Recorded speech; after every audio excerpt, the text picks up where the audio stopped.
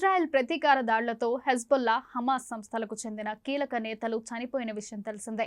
దీంతో ఇరాన్ స్పందించిన ఇజ్రాయెల్ పైకి మిసైళ్ల వర్షం కురిపించింది. దాదాపు 200 మిసైళ్లను ప్రయోగించి హెచ్చరికలు పంపింది.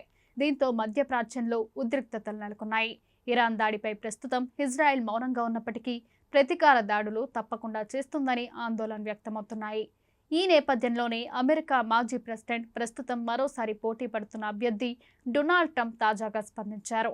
ఇరాన్పై ప్రతీకార దాడుల విషయంలో ఇజ్రాయెల్కు కీలక సూచన చేశారు. ప్రతీకార దాడులను ఇరాన్ అణ్వాయుధ కేంద్రాలతో మొదలు పెట్టాలని ట్రంప్ సూచించారు. ఇప్పుడున్న పరిస్థితుల్లో ప్రపంచం అంతటికీ అణ్వాయుధాలతోనే ముప్పు పొంచి ఉందని గుర్తు చేశారు. అందుకే ముందుగా ఇరాన్ అణు కేంద్రాలను ధ్వంసం చేయాలని, ఆపై మిగతా టార్గెట్ పై దృష్టి సారించవచ్చని పేర్కొన్నారు. ఈ విషయంలో అమెరికా ప్రెసిడెంట్ జో బైడెన్ స్పందన సరికాదని విమర్శించారు. ఇటీవల మీడియా అడిగిన ప్రశ్నలకు జవాబిస్తూ ప్రెసిడెంట్ బైడెన్ ఇరాన్ అణ్వాయుధ కేంద్రాలపై ఇజ్రాయెల్ దాడులు చేయాలన్న ఆలోచనను తాను సమర్థించుకోబోమని చెప్పారు.